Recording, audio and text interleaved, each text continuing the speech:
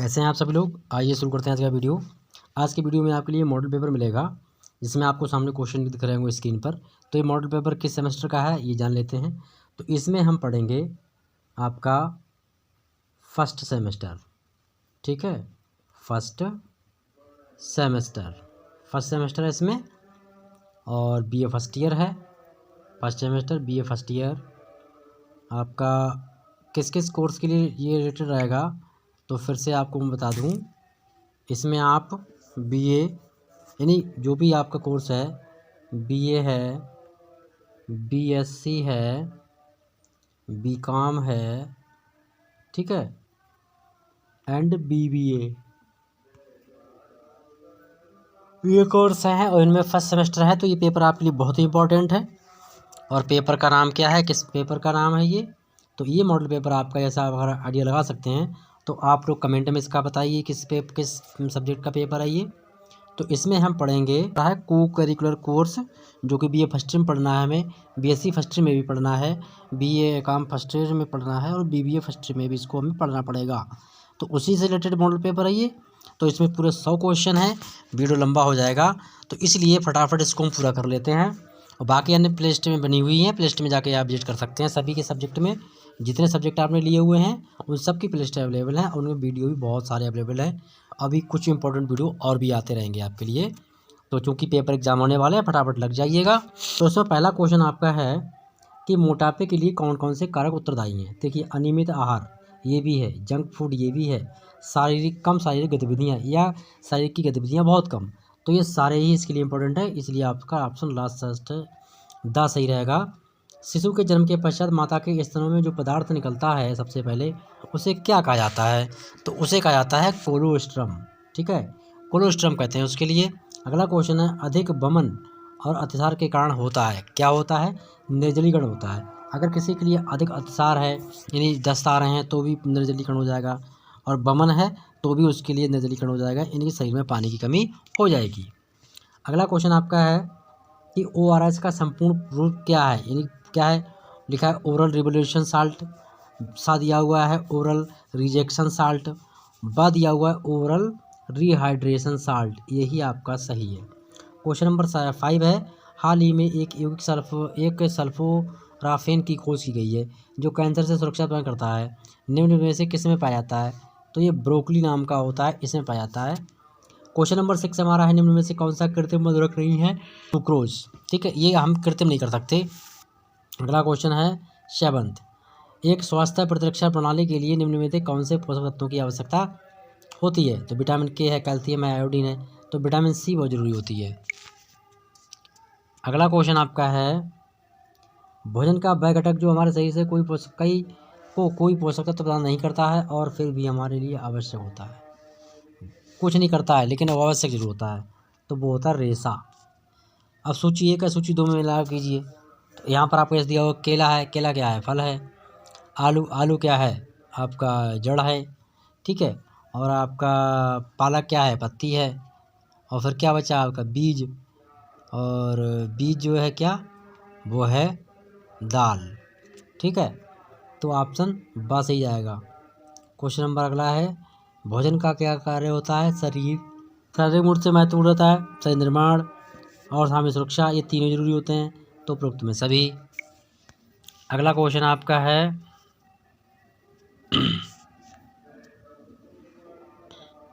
भोजन का विभिन्न प्रकार क्या हैं, सुपोषण, कुपोषण, इनमें से दोनों हो सकते हैं, ठीक है, कुपोषण हो सकता है और सुपोषण हो सकता है। अगला क्वेश्चन आपका है, 1 ग्राम वसा में कितनी कैलोरी देनी होती है। अब वसा होता है मोटापा, तो आंसर आएगा आपका इसका 9 बार। संतुलित आहार निम्नलिखित में का बना होता है, किसका बना होता है, सभी 6 पोषक तत्वों का बना होता है। ICMR का पूर्ण रूप क्या होता है, तो भारतीय चिकित्सा अनुसंधान परिषद, ठीक है।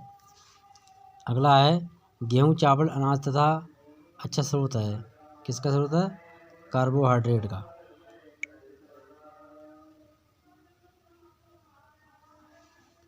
अगला क्वेश्चन, खट्टे फल का अच्छा स्रोत होता है, तो विटामिन सी का होता है। दूध निम्नलिखित में से किसका निम्नोत्तम होता है, तो वो होता है विटामिन सी।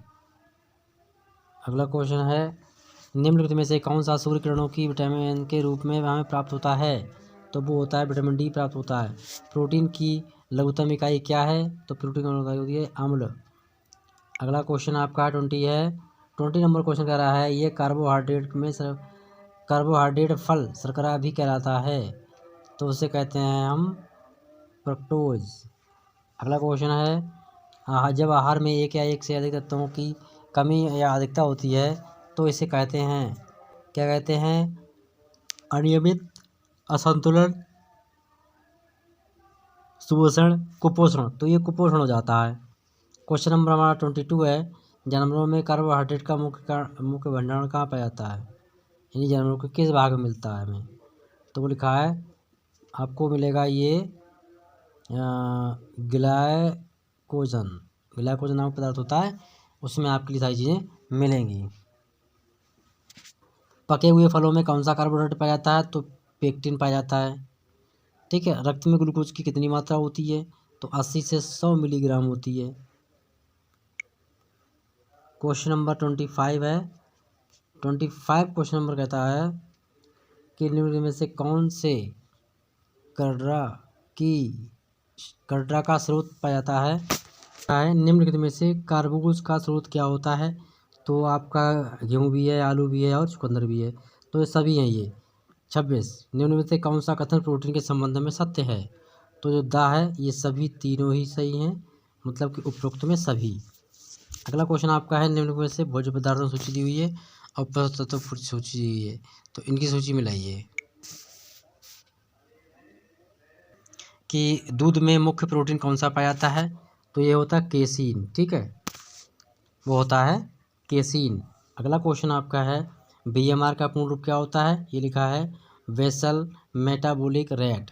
ठीक है, फर्स्ट सही है। शरीर में कितने प्रकार के अमीनो अम्ल पाए जाते हैं? तो शरीर में 9 प्रकार के अमीनो अम्ल पाए जाते हैं। आईएमसीआर कितने भाग में होता है?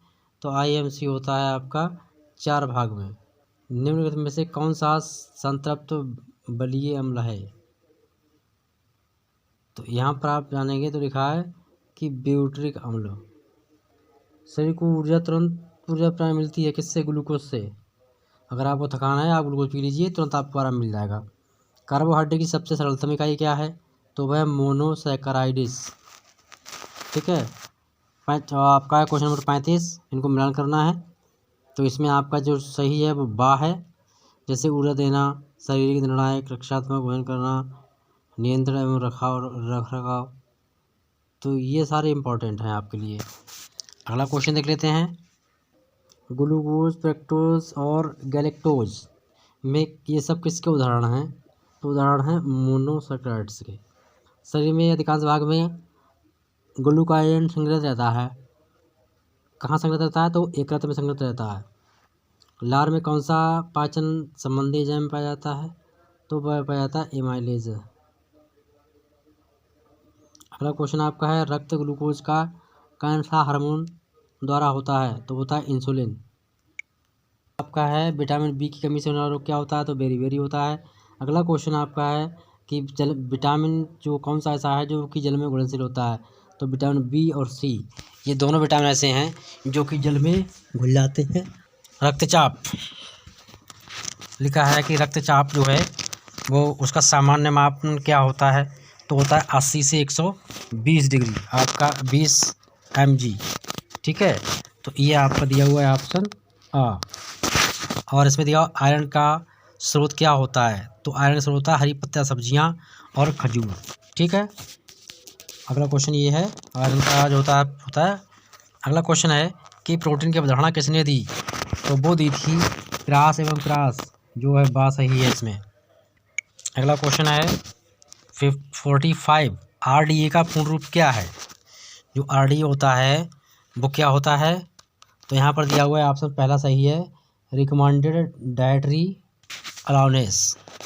अगला क्वेश्चन आपका है, वसा को यदि पानी के साथ फेंटा जाए तो वसा अति सूक्ष्म कणों के रूप में द्रव पर तैरने लगती है। इस क्रिया को क्या कहा जाता है? इस क्रिया को कहा जाता है पायसीकरण क्रिया। ठीक है, विटामिन ए की कमी से प्रथम लक्षण कौन से होते हैं? तो सबसे बड़ा लक्षण होता है तौंदी का, यानी हल्की सी अगर अंधेरी हुई तो बच्चों को दिखना बंद हो जाता है। ठीक है। फिर अगला क्वेश्चन है 48, निम्न में से कौन बांझपन विरोधी विटामिन कहा जाता है? जो बांझपन का विरोध करता है तो वो करता है विटामिन ई। कुपोषण, प्रोटीन कैलोरी कुपोषण से कौन सा रोग होता है? तो क्वाशर और मरासम रोग। 50, विटामिन सी इस नाम से जाना जाता है, एस्कॉर्बिक अम्ल से जाना जाता है। विटामिन सी को एस्कॉर्बिक अम्ल से जाना जाता है। अगला क्वेश्चन आपका है 51, किस विटामिन को रक्त का थक्का जमाने वाला विटामिन कहा जाता है? तो विटामिन के। विटामिन के जिसके शरीर में कम होगा उसमें रक्त का थक्का नहीं जमता है, और विटामिन के भरपूर मात्रा में है तो रक्त का थक्का बहुत जल्दी बन जाता है। 52, प्रौढ़ व्यक्तियों में विटामिन डी की कमी के कारण कौन सा रोग होता है? ऑस्टियोमलेशिया रोग। ठीक है, ऑस्टियोमलेशिया रोग।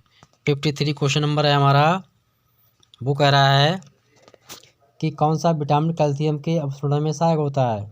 तो विटामिन डी। अगला क्वेश्चन है विटामिन ई को इस नाम से भी जाना जाता है, तो वो होता है टोकोफेरॉल। अगला क्वेश्चन है आपका 55, कैल्शियम फास्फोरस और सोडियम है, क्या है ये है मेजर तत्व। ठीक है, माइनर और छोटा होता है, मेजर तत्व कहलाता है। उच्च रक्तचाप से पीड़ित व्यक्ति को अधिक सा भोज्य पदार्थों से नहीं ले सकते, वो है सोडियम। सोडियम को भोज्य पदार्थ में शामिल नहीं करना चाहिए।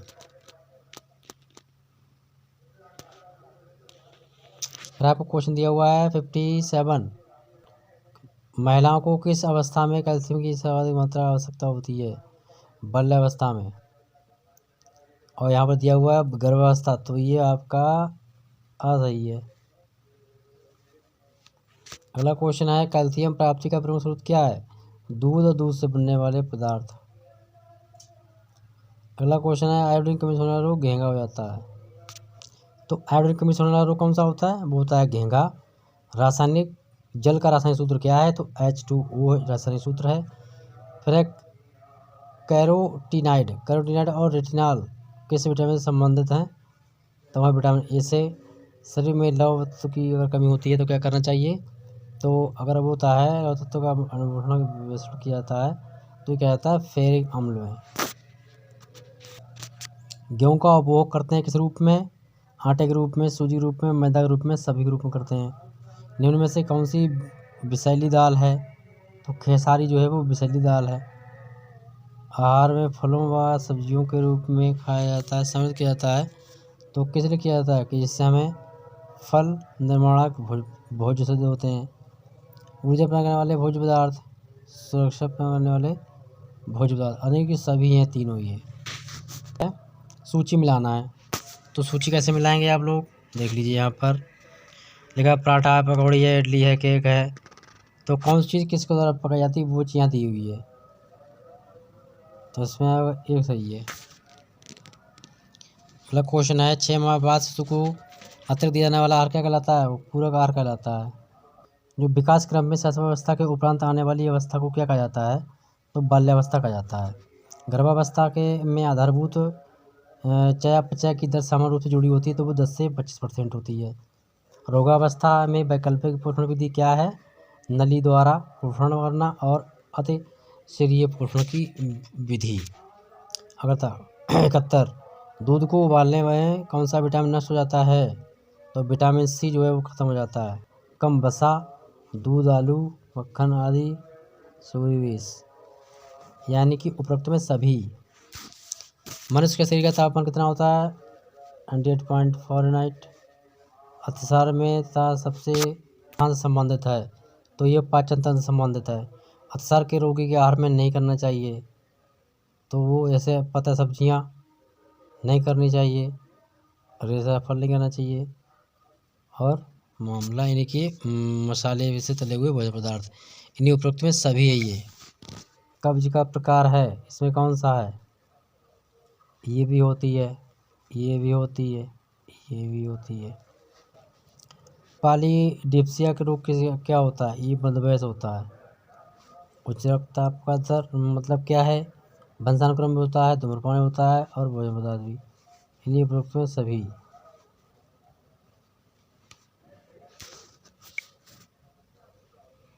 क्वेश्चन नंबर 80 है, निम्न में से किस विटामिन की कमी से परनीसियम एनीमिया होता है? तो विटामिन B12 की कमी से होता है, रोग होता है। टमाटर में निम्न में से रंग वर्णक पाया जाता है कौन सा? तो लाइकोपेन टमाटर में पाया जाता है। अगला, अंडे में कौन सा प्रोटीन पाया जाता है? तो प्रोटीन पाया जाता है एल्बुमिन। टाइफाइड में खनिज तथा खनिज लवण सर्वाधिक आवश्यकता होती है, कब होती है? तो वो होती है लवण की आवश्यकता। निम्नलिखित को मिलान कीजिए, कार्बोहाइड्रेट है, प्रोटीन है, वसा है, खनिज है। तो इधर ने के दिए हुए किस किस क्या चीज़ मिलती है, तो ये मैच करना है आपको। निम्न में से कौन सी बीमारी मोटापे के जोखिम को बढ़ाती है? यानी मधुमेह है, कैंसर है, कार्डियोवैस्कुलर रोग है, ये सभी इसके लिए बढ़ाते हैं। अगला क्वेश्चन है कि साल्मोनेला टाइकोसा बैक्टीरिया जो है वो उत्तरदायी होता है किसके प्रति? तो ये टाइफाइड जो फैलता है ये सैल्मोनेला टाइकोसा बैक्टीरिया के द्वारा फैलता है। ठीक है। कि न्यून भार का कारण क्या होता है? न्यून भार का कारण उपवास है, दीर्घकालीन बीमारी है, बोझ पदार्थ का गलत चयन होता है। तो ये क्या है? ये दिया हुआ आपका न्यून भार का कारण। आपका संतुलित आहार किसको कहा जाता है? तो वो दूध है।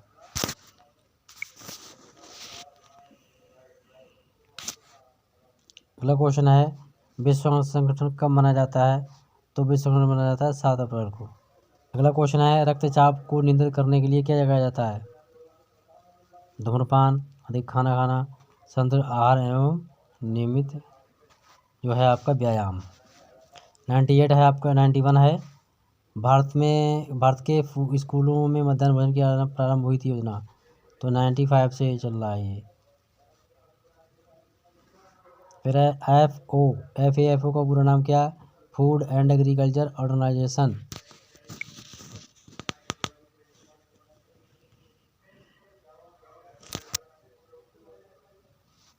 निम्न में से कौन सा रोग विषाणु से पैदा होता है? तो चेचक। वह उपकरण जो रक्त में शर्करा के स्तर को मापता है, तो ये है आपका पहला वाला का सही है, ग्लूकोमीटर। इधर आपका आंसर भी दिया हुआ है, यहाँ से देख सकते हो। फिर दिया हुआ है 95, हेपेटाइटिस बी कौन सा अंग संक्रमित करता है? तो हेपेटाइटिस बी प्रकार की बीमारी होती है जो कि पीलिया में आती है, तो वो यकृत के प्रभावित करती है, हेपेटाइटिस बी। 96 में है कि कौन सोडियम प्रतिक्रिया चलाया? तो इसमें आपका दिया हुआ है यानी कौन सोडियम प्राप्ति का सबसे अच्छा स्रोत है? कि कौन सोडियम प्राप्ति का उत्तम स्रोत है? तो नमक। अगला क्वेश्चन है, आहार आयोजन से अभिप्राय क्या है? यानी कि ये तीनों ही इससे रिलेटेड है। WHO का पूरा नाम क्या है? World health organization. निम्नलिखित में से कौन सा खनिज तत्व नहीं है? तो कैलोरी खनिज नहीं है। 100 नंबर है, अस्थिर तथा दांतों के लिए आवश्यक खनिज नंबर क्या है? तो वो है कैल्शियम और फास्फोरस। तो इस प्रकार वीडियो कंप्लीट होता है और आपके क्वेश्चन का पेपर पूरा हो गया। इसी तरीके से आपको दूसरा क्वेश्चन पेपर आपको दे देंगे मॉडल पेपर के साथ में। तो मिलेंगे नेक्स्ट वीडियो में, तब तक अपने दोस्तों से करते रहिएगा, दोस्तों जोड़ते रहिएगा और बेल आइकन ऑल पर जरूर प्रेस कीजिए, जिससे आपको अपडेट मिलता रहे।